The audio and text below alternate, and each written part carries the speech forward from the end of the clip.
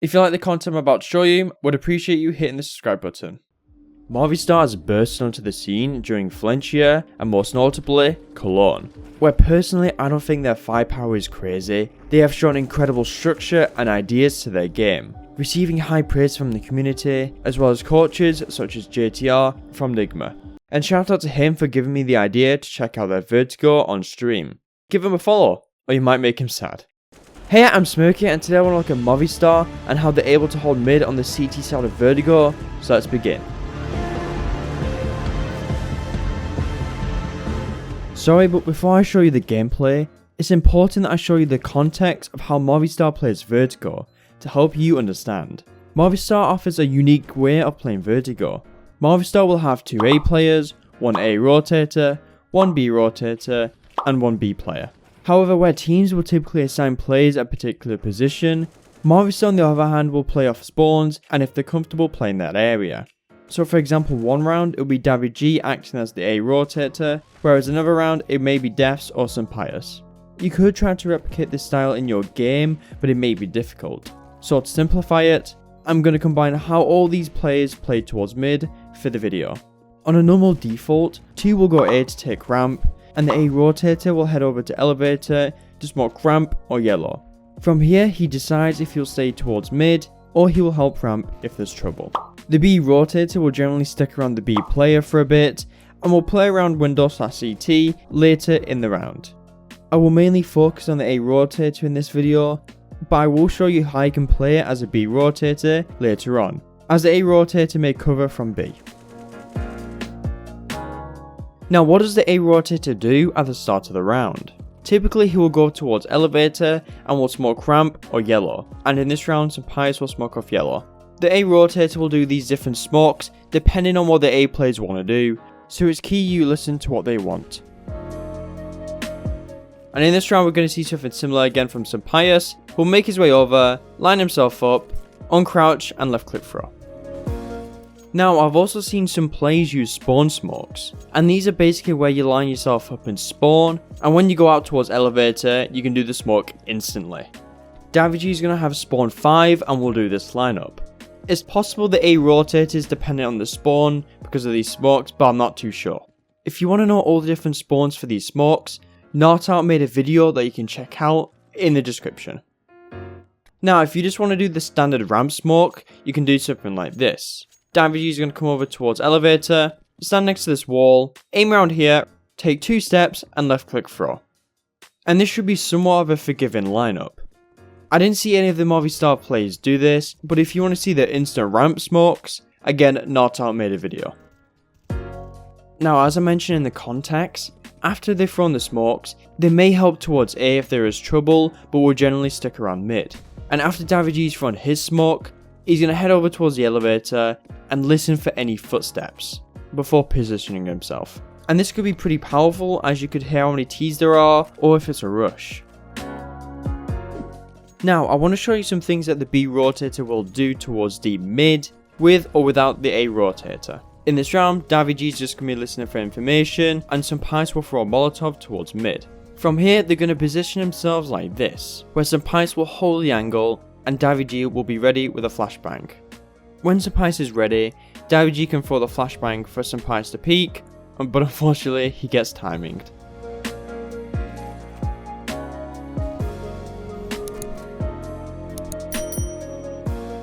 Now a sort of thing you can do as a B rotator is go towards window, aim around here and jump for this HE. Unfortunately in this round, David does miss the smoke, but if you want to know how to do it, you just go into the same area, aim at this point and jump throw.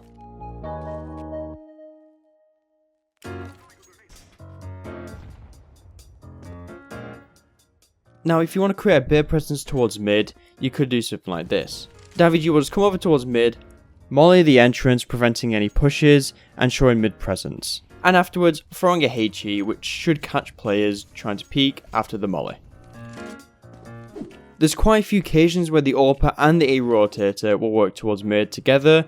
In this round, David has thrown his smoke and he's listening for information. However, Sampaius is scoped in towards mid and they'll position themselves like this. And you can see that Davy is turning around. He's doing this just in case the T's were to flash mid, he's playing anti-flash, and he should be able to protect Sampaius.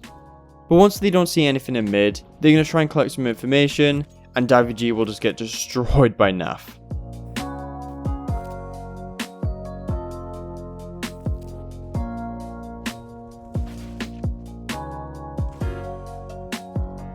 In round 14, we're going to see something similar. However, this time it's going to be a bit more aggressive.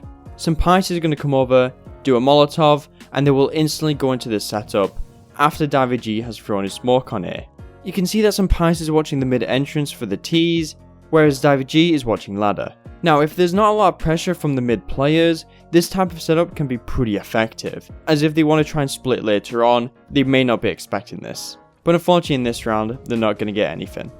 However, in round 11, we're going to see this setup come into fruition. They're going to be waiting for a while, and once one of their players dies, they're just going to peek out, Davy will get the kill, and they will fall off immediately, trying not to give away the 4v3 advantage.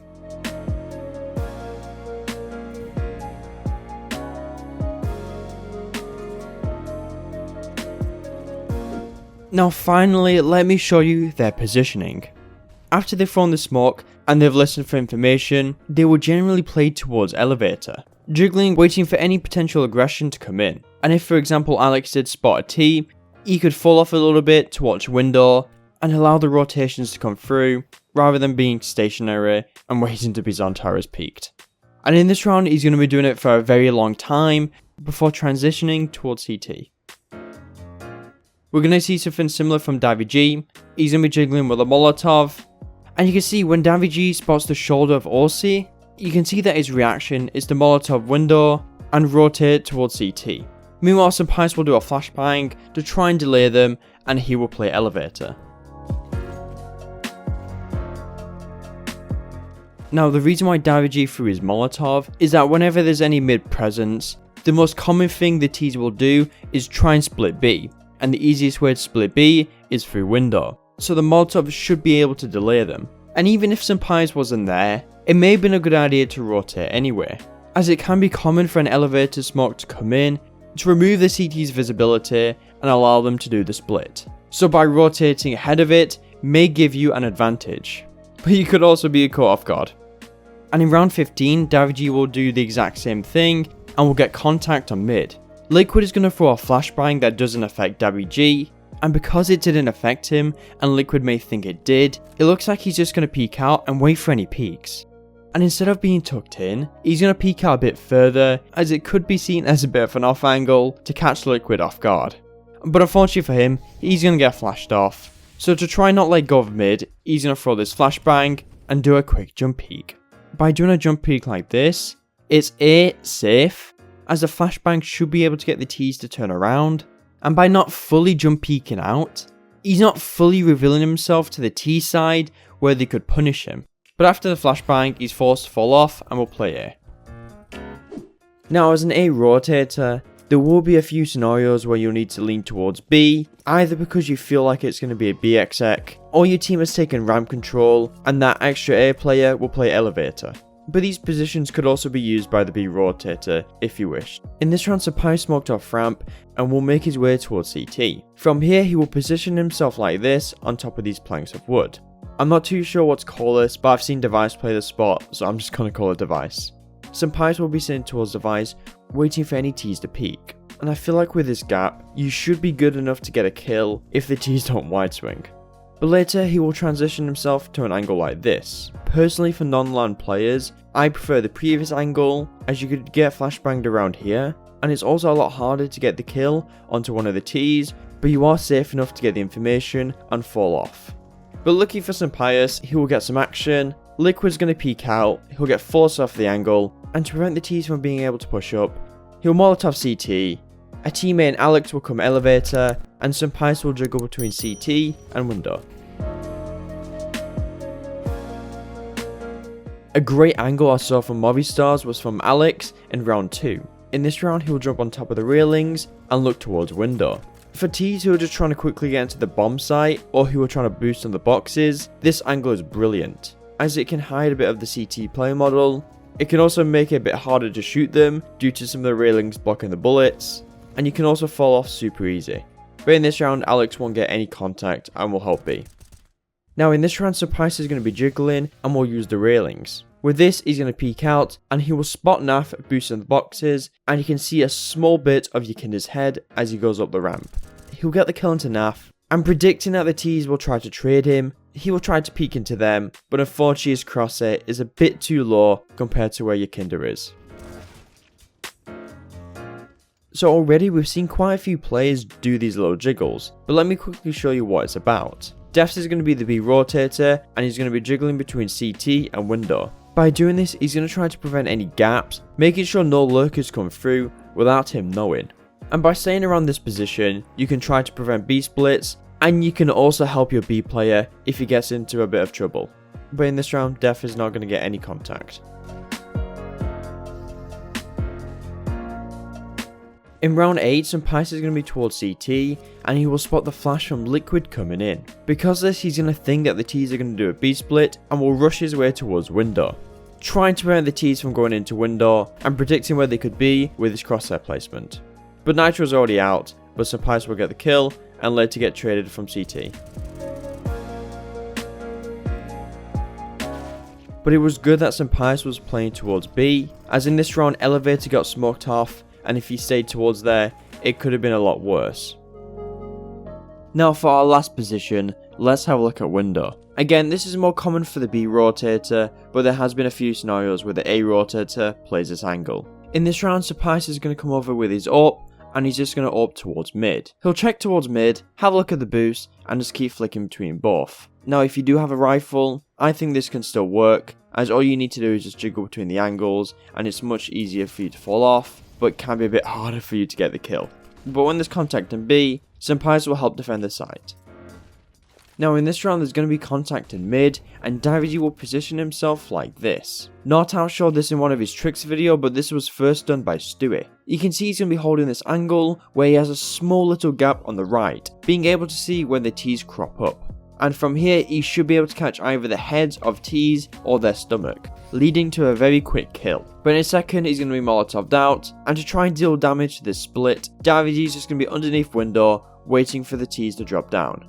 But likely because there's no noise from Liquid on mid, Davide is just going to peek out, and will get the kill onto a leech, before helping the B-bomb site.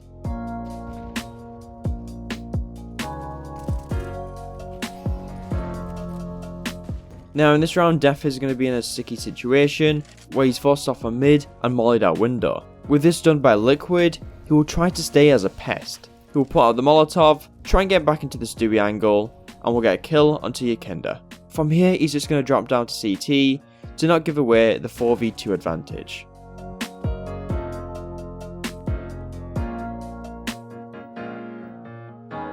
After watching MoviStar's demo, I noticed the mid players are quite supportive. The A rotator will be there to help the A guys when it's needed.